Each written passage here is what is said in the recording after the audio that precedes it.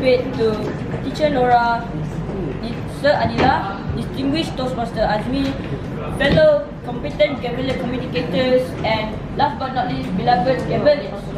Oh, good. Today, I will be telling you a story. It is not any common story, it is a folk story. Now, I'm pretty sure many of you know this, but let's rekindle our memory of this folk story. Okay, so once upon a time, there was a little girl who lived in a village near the forest. Now, whenever she goes out for a walk or picking the flowers, she always wears a red riding cloak. Wore. Everyone Past tense. calls her- She always wore. She always wears a red riding cloak. So everyone in the village called her Little Red Riding Hood. Okay, so one day,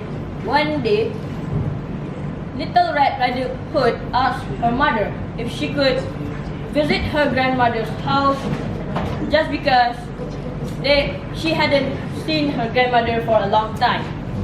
So her mother, being so caring, packed a basket full of fruits and foods for her daughter to carry, and before Little Red Riding Hood goes into the forest, her mother said, do not talk to strangers, honey, and follow the path. And so Little Red Riding Hood, being very happy that time, she said, don't worry, mommy, I'll be safe. And so a few hours later, she was following the path. Louder. A few hours later. A few hours later, she was following the path, and then she saw a flower bed next to the path. And so Little Red Riding Hood, being a girl, everyone knows girls like flowers. So she went into the flower bed and picked some flowers and done some girly stuff. I don't know, I'm a boy. And after a few hours, she didn't realize there was a dark shadow approaching her. Where are you going, Little Red Riding Hood? The voice said. And then she turned to see the wolf behind her. And so the Little Red Riding Hood, being naive, she said, I am going to my grandmother's house through the forest near the brook. And now the wolf knows. The wolf knows exactly where her grandmother is. And then Little Red Riding Hood realized she was really late, and so she quickly rushed to her grandmother's house. And so the wolf, being a wolf, the wolf knows forest, so he took a shortcut that was very short and cut. Very short and cut. So, as expected, the wolf comes. Came. The wolf arrives quicker than the girl. And so the wolf knocked on the door. His grandmother said, "Come in." And so he came in, and when the Little Red Riding Hood's grandmother saw it was the big wolf, she didn't even have time to scream before. She didn't have time. Make it more dramatic. Come on. She didn't have time before the wolf swallowed her whole. No, not enough drama there. Sorry. She didn't have enough time to scream loudly as she can before the wolf swallowed her whole with the clothes and the glasses. And the wolf looked into the old lady's wardrobe and found a sleeping gown and a frilly sleeping cap. So he put it on and dabbed some of Little Red Riding Hood's grandmother perfume for good measure. And a few seconds just after he did that, Little Red Riding Hood knocked on the door and said, "Can I come in, grandmother?" I'm sorry, that's the best girly voice I can manage. And so the wolf jumped on the bed and jumped into bed and put the blanket over him. And he said, "Come in." And Little Red Riding Hood came in to see a big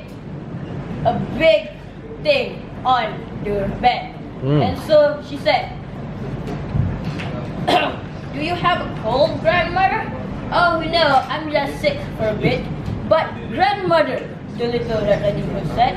No, your voice must be different. The Red Riding Hood voice and the Oh, big bad wolf voice must be different. oh, okay. "But grandmother, what big ears you have? The better to hear you with, my dear." No difference. Oh, difference. I have a bit of the voice. Try again. Oh, "Grandmother, what big ears you have?" Best building voice I can manage. Sorry. and the wolf. Then the wolf said, "The better to hear you with, my dear." "But grandmother, grandmother, what big arms you have?" "The better to see you with, my dear."